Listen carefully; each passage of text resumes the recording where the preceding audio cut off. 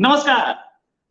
China की economy down trend पे है, ये तो सबको पता है, लेकिन बाछें खिल गई पूरे दुनिया के एनालिस्ट की, जो कि एंटी चाइना बोलते हैं, उन सब की, और खासतौर से न्यूयॉर्क टाइम्स की, वॉशिंगटन पोस्ट की, जिनके अरे एक गार्जियन न्यूज़पेपर, ये ब्रिटिश न्यूज़पेपर है, इसका इसका भी है एक आर्टिकल है, China is too big for a Soviet Union style collapse but it is on shaky ground. साथ में ये भी कि China's 40-year boom now on decline, ये हेडलाइन थी न्यूयॉर्क पोस्ट की।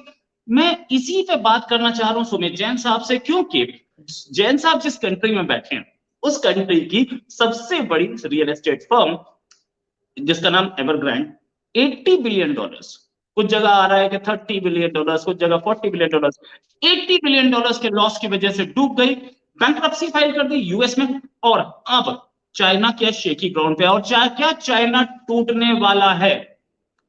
सुमित जैन साहब, बहुत बहुत स्वागत है आपका हमारे शो में। सुमित जैन साहब चाइना में ही हैं, साथ में कई किताबें लिख चुके हैं और कॉर्पोरेट वर्ल्ड के आदमी हैं।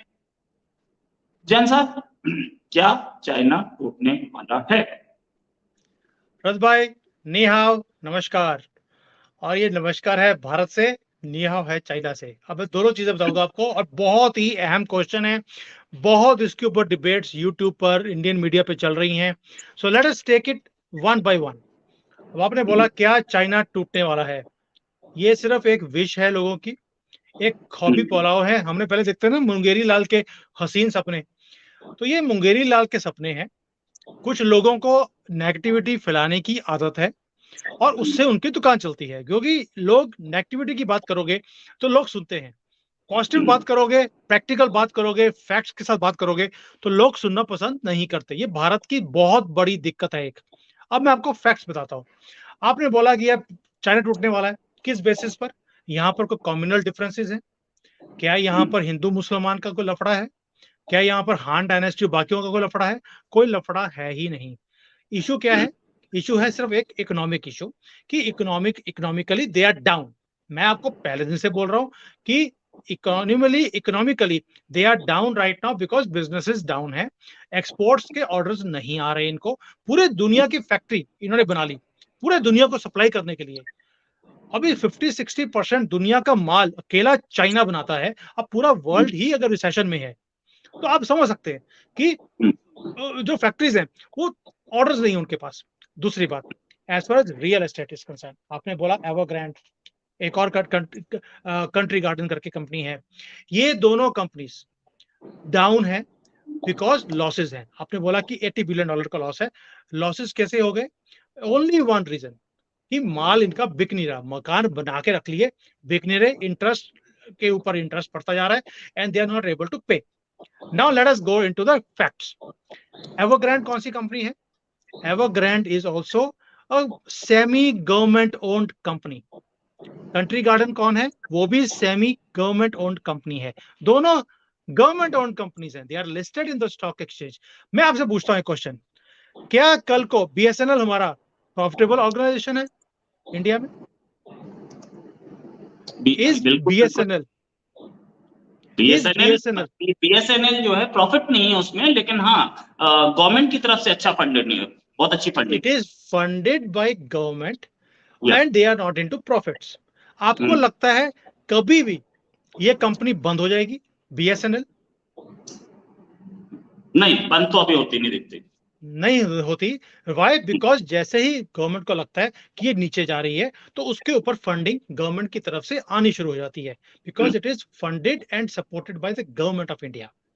ऐसा ही हमारा एयरलाइंस का हाल था कि भाई हमारा एयर इंडिया था, लॉस मेकिंग था, गवर्नमेंट को लगा कि ठीक नहीं चल रहा, उन्होंने अल्टीमेटली उसको बेच दिया।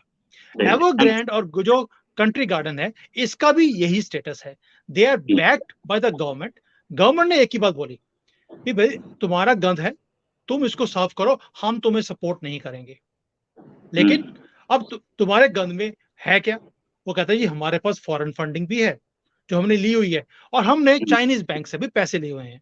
गवर्नमेंट ने बोला देखो एक काम है, चाइनीज बैंक के पैसे तो तुम्हें वापस करने पड़ेंगे, क्योंकि चाइना में रूल है देश का पैसा लिया है तुम्हें वापस करना पड़ेगा। फॉरेन बैंक्स के बारे में हम तुम्हें कुछ बोल नहीं सकते, तुमने वापस करना है करो, नहीं करना नासी, ये तुम्हारी मर्जी है। लेकिन जो चाइना का बैंक है उसके पैसे वापस करने पड़ेंगे। तुम एक काम करो, जो तुम्हारी पुराने एसेट्स हैं जो बहुत हाई वैल्यू की हैं, उसमें से कुछ को बेचो और बैंक के पैसे वापस कर दो। एक तो ये है। दूसरा, जो आपके प्रोजेक्ट्स पूरे नहीं हो रहे, उन पैसे में से वो पुराने प्रोजेक्ट्स को पूरे करो, ताकि लोगों के पास घर जाए और उनकी ईएमआई शुरू हो जाए। Very practical way. इंटरनेशनली तुम्हें पैसे वापस करने की जरूरत नहीं है। अल्टीमेटली क्या होगा, आपको याद होगा रोहित भाई, हमारा एक बैंक होता था पंजाब नेशनल बैंक। नीरव मोदी के टाइम पर उसके 11,000 करोड़ रुपए वो लेके भाग गया था और बैंक की हालत ऐसी हो गई थी, उसका स्टॉक की प्राइस 0 हो गई थी, almost went down very drastically. लोगों को लगता था कि बैंक बंद हो जाएगा, लेकिन गवर्नमेंट ने सपोर्ट किया उसको और वो दोबारा से रिवाइव हो गया। शायद उसको मर्ज भी कर दिया उन्होंने अभी किसी और बैंक के साथ। नाउ एवरग्रांड जो है उसने अभी तो सिर्फ पीएनबी क्या सिर्फ 11,000 करोड़ का मतलब हो गया, अप्रोक्सीमेटली 1.3-1.4 बिलियन डॉलर्स। एवरग्रांड ने billions of dollars foreign bank से उठाए हुए हैं। अगर वो पैसा वापस नहीं करता, उसने बैंक्रप्सी फाइल कर दी बाहर, दैट मींस मैं आपके पैसे वापस नहीं कर सकता। अगर वो पैसे फॉरेन बैंक्स के नहीं जाते, it will be a new virus. Covid तो कुछ भी नहीं था, it will be a financial virus and China को मालूम है इस चीज का। इन्होंने बोल दिया तुम्हें बाहर पैसे देने की जरूरत नहीं है, ये इनकी हालत खराब हो जाएगी बैंक्स की, ये तुम्हें सपोर्ट करेंगे तुम्हें बचाने के लिए, ये अपने आप को बचाने के लिए तुम्हें बचाएंगे। तो यू फाइल अ बैंक्रप्सी। जो एक्चुअल मैं फैक्ट दे रहा हूं जो आपको, वो ये है कि गवर्नमेंट इनको डूबने नहीं देगी। फॉरेन जो बैंक्स हैं वो अपने आप को डूबने से बचाने के लिए इनको सपोर्ट करना पड़ेगा उनको। ये कंपनीज का कुछ नहीं होगा।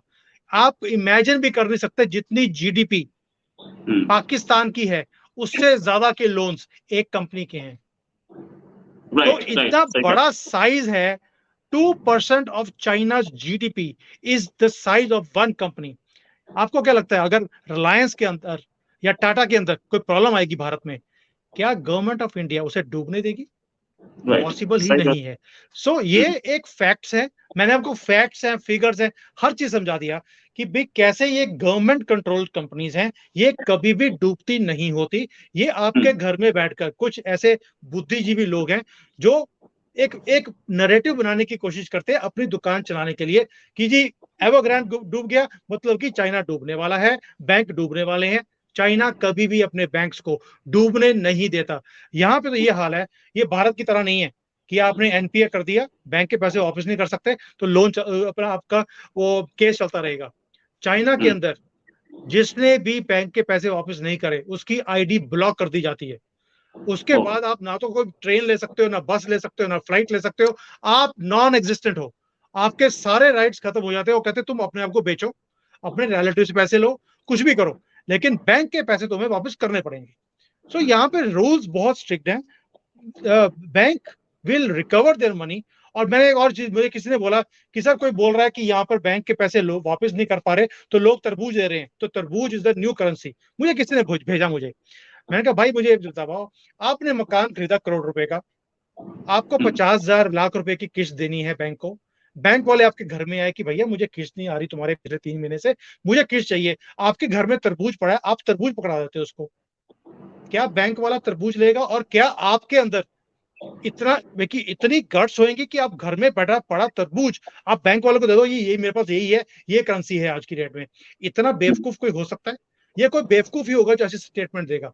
एक्चुअल रियलिटी इसके अंदर कुछ भी नहीं है। It is just a sensational statement जो टीवी पर आकर दी जाती है, लोग तालियां मारते हैं। भारत के अंदर सबसे बड़ी प्रॉब्लम यही है, लोग फैक्ट चेक करते ही नहीं है। अब सोच के देखिए रोहित भाई, आपने बैंक से लोन लिया हो, बैंक वाला आपके घर में आए और उसको बोला मेरे पास पैसे नहीं है, मेरे पास तरबूज पड़ा तो तरबूज ले जा। पॉसिबल है? क्या आप ऐसा हरकत कर सकते हो? सो दिस इज कॉल्ड बेवकूफों वाली स्टेटमेंट्स। एक बेवकूफ ही दे सकता है। एक सेन आदमी, पढ़ा लिखा आदमी जिसके पास कुछ दिमाग होगा, जिसने कोई ढंग का काम किया होगा, ऐसी स्टेटमेंट नहीं दे सकता। सो अफवाहों से बचे, अपना दिमाग लगाए। अच्छा, ये जो क्राइसिस है, एवरग्रांड का डूबना और दूसरी चीजें, इसमें इंडिया के लिए कहां अपॉर्चुनिटी है? रोहित भाई क्या होता है कि जब दूसरे की किश्ती डगमगा रही हो तो उस वक्त हमें अपना रास्ता सही करना चाहिए। अपॉर्चुनिटी ये है, मैं हमेशा बोलता हूँ, दूसरे की जो जब दूसरा कंट्री डाउन आ रहा हो, हमें देखना चाहिए, ये नहीं देखना चाहिए, विश करनी चाहिए कि दूसरा डाउन आ जाए या बंद हो जाए, ये इसकी किश्ती डूब जाए। हमें पहले सबसे पहले ये देखना है कि आज हम उसी सिचुएशन में हैं जहां पर चाइना 20 या 30 साल पहले था। वो भी इसी लेवल पर आके तरक्की कर रहे थे, हम भी तरक्की उसी लेवल पे कर रहे हैं ना। इन्होंने कई गलतियां करी उस तरक्की के टाइम पर जो हमें नहीं करनी चाहिए। मैं वही चीजें भारत की सरकार को भी और लोगों को बार बार आगाह करता हूं कि हमें वो गलतियां कैसे नहीं करनी। दूसरी बात, इन्होंने तरक्की करी है तो कैसे करी है, पहले तो आपको ये मॉडल समझना पड़ेगा कि इन्होंने तरक्की कैसे करी। रोहित भाई, बड़ा सिंपल फॉर्मूला था इनका। इन्होंने देखा कि यूरोप अमेरिका वाले लेजी लोग हैं, ये काम नहीं करना चाहते, इनके पास पैसा है, दिमाग है, R&D है, लेकिन ये मैन्युफैक्चरिंग में अपना दिमाग नहीं लगाना चाहते। तो इन्होंने बोला कि भाई आप जो काम नहीं करना चाहते वो हम आपको सस्ते में करके देंगे। So they used other persons weakness and made it their strength, और इन्होंने अपनी सर्विसेज उनको प्रोवाइड करी।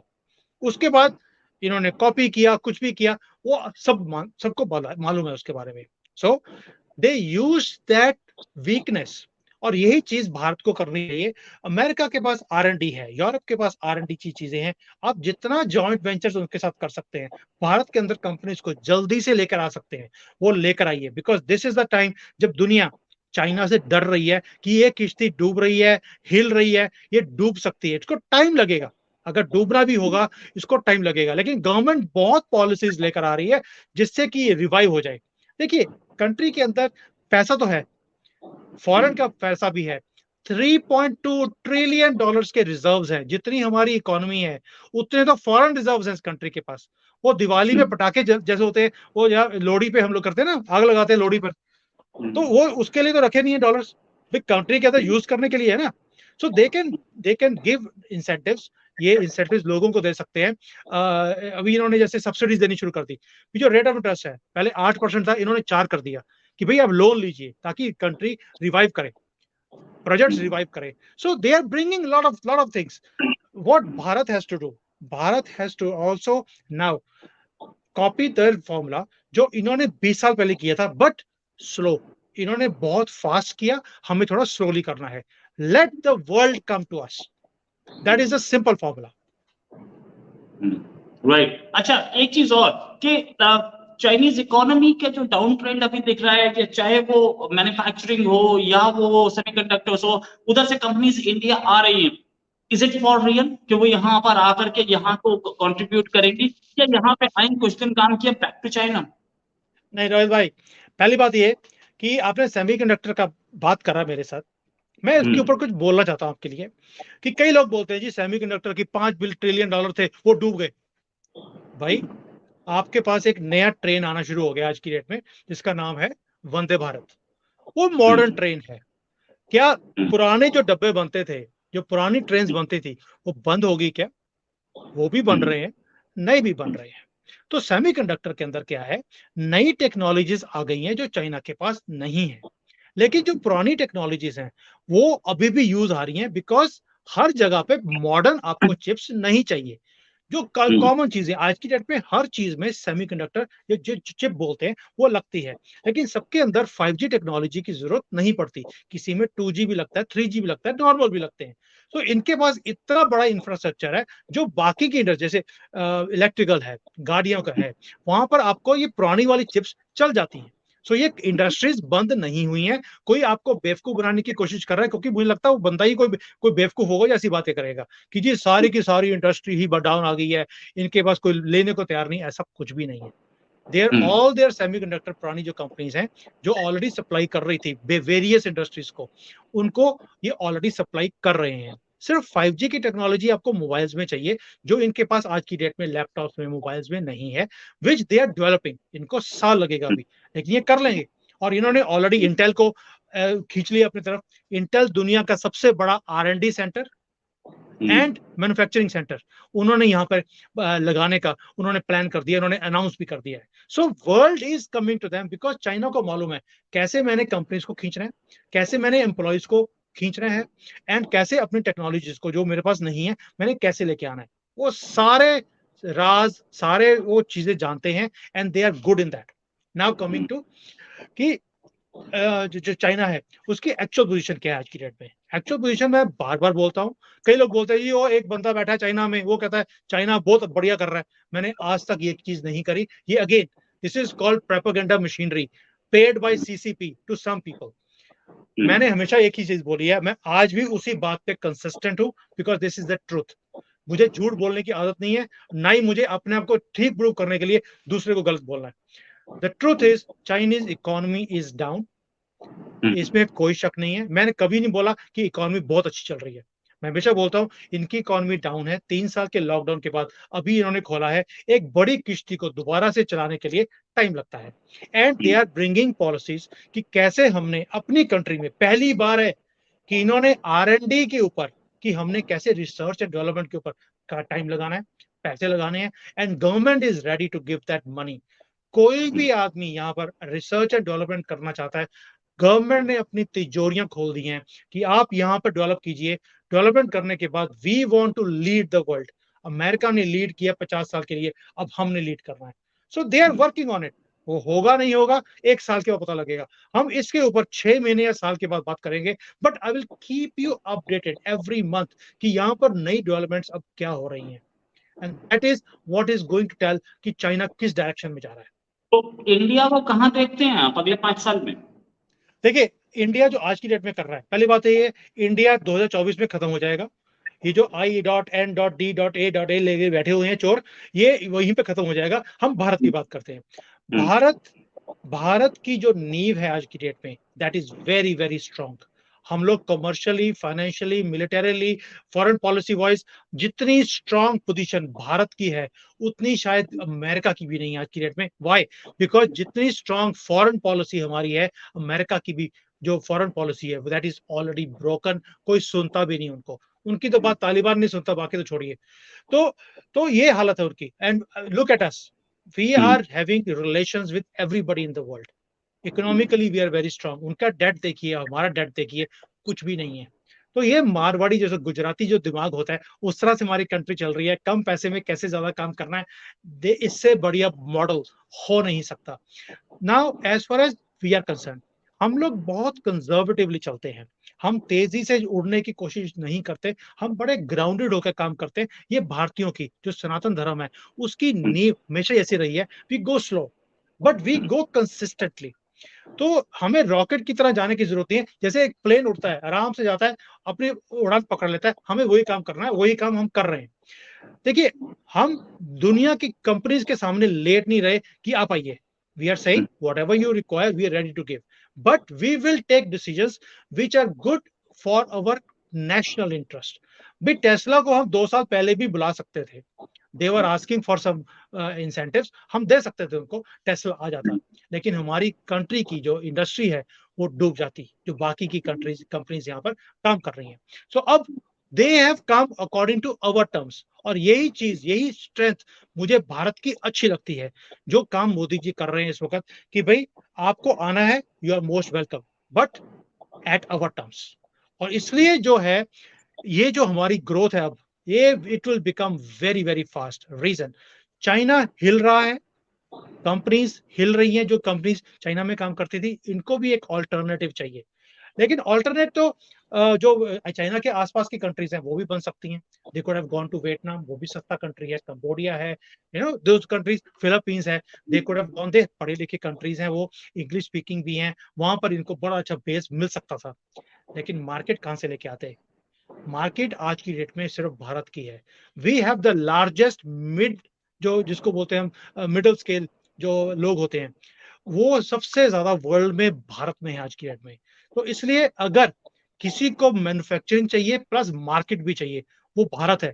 इसलिए भारत ने जो एक स्कीम बनाई है कि भाई हम इंपोर्ट नहीं होने देंगे, आपको बेचना है माल हमारी कंट्री में, हमारी मार्केट आपके लिए खुली है, लेकिन मैन्युफैक्चरिंग आपको मेक इन इंडिया में करनी पड़ेगी। मोदी जी की जो जो फोरसाइट है, उसकी मैं दाद देता हूं। उन्होंने 3 साल 4 साल पहले बोल दिया था मेक इन इंडिया। आपको माल बेचना है मेरी कंट्री में, मेरी 1.4 बिलियन लोगों की मार्केट आपके लिए खुली है, बनाना पड़ेगा भारत में। तो अब दुनिया हमारे पास आएगी, बिकॉज बाकी सारी दुनिया में कहीं भी इतनी ग्रोथ नहीं है जितनी हमारे पास है। इसलिए next 5 years I see we are coming in the top 3 definitely and even higher, there is no doubt about it.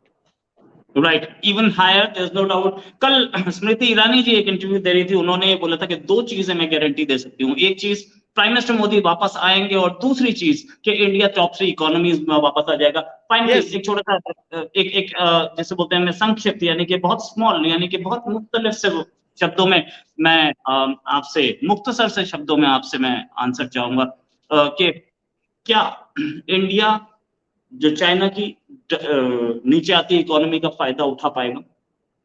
Rohit भाई, हम शायद ऑलरेडी उस लेवल पर हैं जहां पर किसी के जो, देखिए मैं हमेशा बोलता हूं कि दुनिया में वैक्यूम नहीं रह सकता। Whenever vacuum comes something fills it। तो जो वैक्यूम चाइना से क्रिएट हो रहा है वो कहीं ना कहीं तो जाएगा। उसमें से कुछ छोटे छोटे पीसेस चले जाएंगे वियतनाम में, फिलीपींस में। मेजर चंक हमारे पास ही आने वाला है, again because of make in India policy plus our very clear vision कि हमने भारत को एक डेवलप्ड कंट्री बनाना है इन द नेक्स्ट 25 years। 47 में जब हमारा 100 years पूरे होंगे, मोदी जी ने ऑलरेडी बड़ा क्लियर विजन दे दिया, we have to be a developed country. और ये दुनिया भी देख रही है कि जिस तरह पैसा हम लगा रहे हैं अपने इंफ्रास्ट्रक्चर को डेवलप करने के लिए, जो भी जो एक डेवलप्ड कंट्री में होना चाहिए, we are working on it. ये सिर्फ बातें नहीं है जो पहले बोलते थे India talks much but delivers nothing. अभी उल्टा है, we talk less and we deliver more. तो इसलिए this is the future of Bharat. ये नींव रख दी गई है, अब हम भारतीयों के ऊपर है कि कैसे हम सारे इकट्ठे होकर एक ही डायरेक्शन में काम करें कि कैसे हमने अपने देश को आगे लेके जाना है। मैं बाहर बैठ के भी इसके ऊपर जितना काम मेरी तरफ से हो सकता है मैं कर रहा हूँ। सितंबर में मैं आ रहा हूँ यहाँ पर, मैं कई कंपनीज को लेकर आ रहा हूँ। There are 3 companies are coming with me, very huge companies, जो यहाँ पर आकर इन्वेस्टमेंट की बात करेंगी गवर्नमेंट ऑफ भारत के साथ। देखते हैं क्या होता है। Right, thanks a lot so much Jain for joining. उम्मीद है जल्दी ये डिस्कशन और करेंगे, अच्छा पर्सपेक्टिव देते हैं, और एक ऐसा पर्सपेक्टिव होता है ना बताने वाला कि नहीं कि चाइना तो खत्म ही हो गया, बस लगभग खत्म हो गया। No, you give the reality, you tell the reality. Reality ये कि भाई इतना आसान भी नहीं है, हमें ज्यादा मेहनत करनी पड़ेगी। हम Yes. ये सोच करके कि चाइना खत्म हो गया, हम आराम से सो नहीं सकते। Incessant hard work is needed, that's what you tell. यही बताते हैं। Thanks a lot for joining. उम्मीद है जल्दी एक डिस्कशन और करेंगे। अभी के लिए नमस्कार, धन्यवाद, जय हिंद। जय हिंद।